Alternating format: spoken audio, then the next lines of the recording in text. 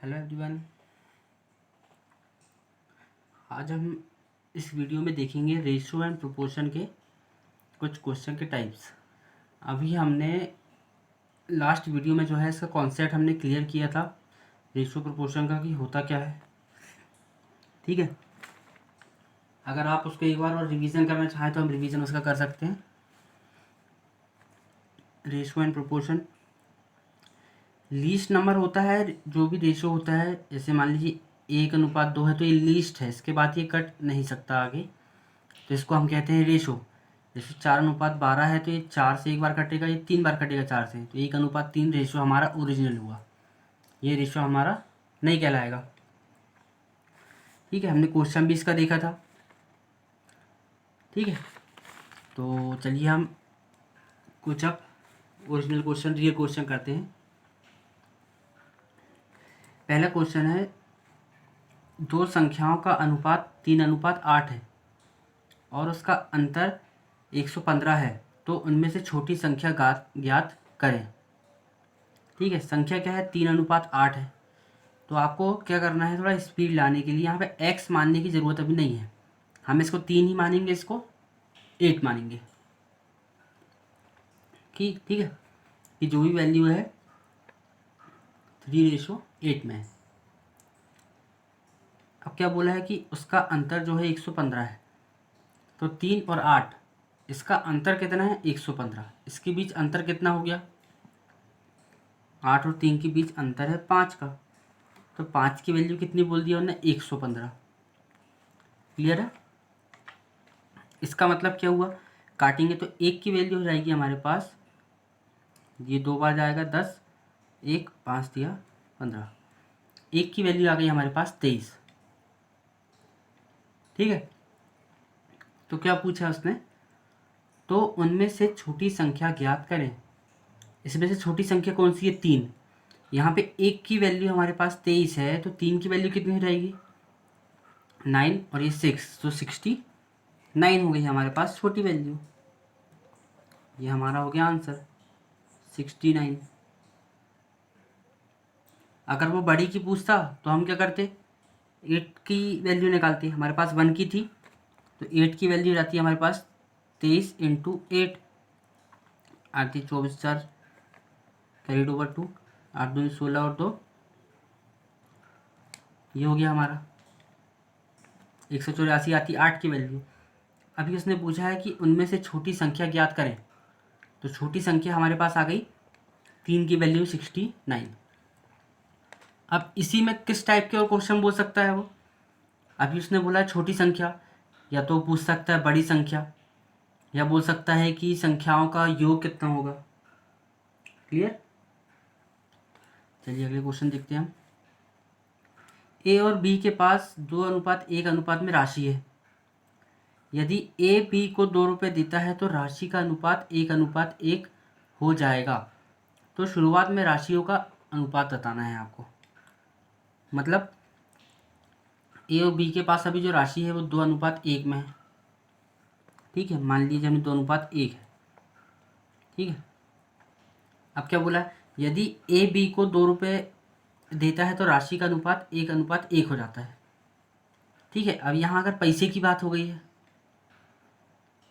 कैसे, अगर हम यहाँ पे x मान लें अभी, ठीक है, तो ये जो है ए का है, ये बी का है। अब उनसे बोला है कि यदि ए बी को 2 रुपये देता है तो बी के पास एक x है, +2 हो जाएगा। अब ए बी को दे रहा है तो ए के पास -2 होगा। आप किसी को अगर 2 रुपये देते हैं तो आपके पास जितने पैसे हैं उसमें से -2 होगा, और सामने वाले को देते हैं तो सामने वाले के पास जितनी भी है उसमें +2 होगा। तो उनका अनुपात कितना हो गया, 1:1। हम इसको सॉल्व कर लेंगे, तो 2x - 2 = x + 2। x इधर जाएगा तो माइनस हो जाएगा, 2x - x, x 2 इधर जाके प्लस हो जाएगा, तो x = 4। तो शुरुआत में राशि आपको बताना है कि उनका अनुपात क्या था। शुरुआत में राशि कितनी थी, ये थी शुरुआत में 2x और 1x, तो x की वैल्यू रखेंगे हम, तो ये 8 आएगा और ये 4। ये हमारा आंसर है। क्लियर। उसने पहले अनुपात दिया था ए और बी का, राशियों का अनुपात 2:1। अब ए बी को दे रहा है 2 रुपये, तो ए से 2 रुपये माइनस होंगे, 20 में 2 रुपये प्लस होंगे, और उनका अनुपात 1:1 बोल दिया था। तो हमने ये इक्वेशन जमा के यहाँ के एक्स की वैल्यू निकली और हमारा आंसर 8 और 4 आ गया। क्लियर हुआ? इसके बाद हम आगे बढ़ते हैं। 117 रुपये की राशि को एक 1/2 रेशो 1/3 रेशो 1/4 में विभाजित करने की जगह 2:3:4 में विभाजित कर दिया गया, तब किसके हिस्से में सबसे ज़्यादा राशि आई और कितनी? ये क्वेश्चन का एक बहुत इंपॉर्टेंट टाइप है जो मैक्सिमम आता है।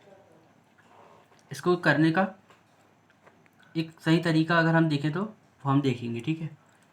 सबसे पहले तो ये रेशो, इसको हम क्या करेंगे, इसका पहले एलसीएम लेंगे, ठीक है। एलसीएम लेने के बाद उन सबको इसमें मल्टीप्लाई कर देंगे तो हमारा ओरिजिनल रेशो आ जाएगा, ठीक है।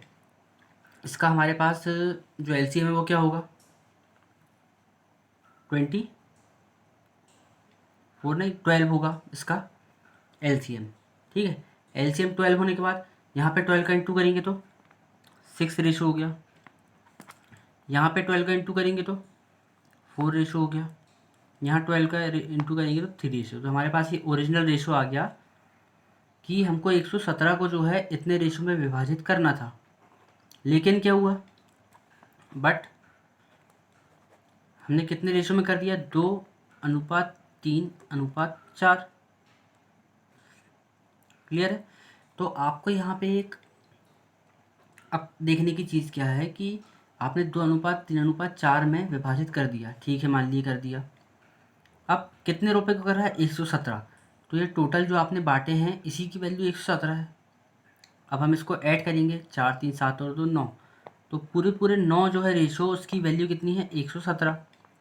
तो एक की वैल्यू कितनी हो गई, 9 1 9, 2 बचेगा तो 9 3 27, एक की वैल्यू आ गई 13, ठीक है। तो इसकी पूरी वैल्यू क्या हो जाएगी, 26 39 52। क्लियर? अब हमको बांटना कितना था, इतना, पर हमने बांट कितना दिए, इतने रेशो में। अब इसमें अब अगर बांटते तो किसके इतने में कितना आता, 6 4 10 3 13, 13 की वैल्यू 117 है, तो एक की वैल्यू कितनी है, 9, ठीक है। तो पूरी हमारे पास जो कितना बांटना था हमको वो जाएगा, 9 6 54, ठीक है, 36 और ये 27। तो पूछा क्या है, तब किसके हिस्से में सबसे ज़्यादा अधिक राशि आएगी। देखिए, पहले वाले को 54 देना था लेकिन 26 दे दिए तो ये कम हो गया। दूसरे वाले को 36 देना था लेकिन हमने 39 दिए, बड़ा है लेकिन सिर्फ 3 बड़ा है। लेकिन सी वाला जो है उसको 27 देना था और हमने दिए 52, तो बढ़ा कितना कितना ज़्यादा दिए, सी को दिए, सी को कितना +25। ये हमारा आंसर है। क्लियर? 27 देना था लेकिन 52 दिए, 52 52 माइनस 25 25, हमारा आंसर 25 रुपये हमने ज़्यादा दिए सी को। आई होप कि आपको ये अच्छे से क्लियर हो गया होगा। अब हम बात करते हैं अगले क्वेश्चन की हमारे। ₹1250 को की राशि को ए बी सी में इस प्रकार विभाजित करो कि ए को बी का 2/9 भाग मिले और सी को ए का 3/4। क्लियर? इसको कैसे सॉल्व कर सकते हैं, देखिए हम देखते हैं। 1250 रुपये है, ए बी सी को बांटना है हमको किस प्रकार, ए को मिलेगा बी का 2/9। क्लियर? बी को हम अगर नीचे लाते हैं तो ए रेशो बी क्या हो जाएगा हमारे पास, 2:9। अब फिर क्या बोला है, 2/9 भाग मिल सके, और सी को ए का 3/4। ए को हम नीचे लाएंगे तो सी रेशो ए हो जाएगा 3:4। अभी हमने पिछले वीडियो में देखा था कि हमारी जो भी एक चीज़ की वैल्यू रहती है वो हमेशा इक्वल रहना चाहिए एक डेफिनेट प्रोपोर्शन में, रेशो में। ठीक है, तो आप यहाँ देख रहे होंगे कि यहाँ ए की वैल्यू 2 है, ए की वैल्यू यहाँ पे 4 है। तो इसमें क्या कर सकते हैं हम, ए को हम 4 बना सकते हैं ताकि ये सेम हो जाए। तो यहाँ पे हमको मल्टीप्लाई करना पड़ेगा 2 का। क्लियर? तो ये क्या हो जाएगा 4 9। तो ए रेशो बी रेशो सी क्या हो गया, ए की वैल्यू 4 हो गई, तो बी की वैल्यू क्या हो जाएगी 18, और सी की वैल्यू तो 3 की 3 रहेगी। तो 4:18:3 हमारे पास ए रेशो बी रेशो सी आ गया। अब इस रेशो में हमको बांटना है टोटल कितने रुपए को, 1250 को। तो 18 4 22 और 3 25 की वैल्यू हमारे पास 1250, तो एक की वैल्यू 50। ठीक है, तो ए को कितना मिलेगा 50 इंटू 4 मीन्स 200। बी को कितना मिलेगा 18 इंटू 50 मीन्स 900। और सी को कितना मिलेगा 3 इंटू 50 मीन्स 150। ये हमारा आंसर हो गया। क्लियर? अब एक और क्वेश्चन देखते हैं हम, लास्ट हमारा। यदि m रेशो n है 3:2, तब 4m + 5n ratio 4m - 5n देखना है आपको। ठीक है, तो 4m m रेशो n दिया है हमारे पास 3:2, मतलब m 3 मान सकते हैं हम, n 2 मान सकते हैं। यहाँ पे हम इसकी वैल्यू रखते हैं तो 4 इंटू, अगर यहाँ पे हम x भी लेते हैं तो भी हमारे लिए इजी है। 4 into 3x + 5 into 2x ratio 4 into 3x - 5 into 2x।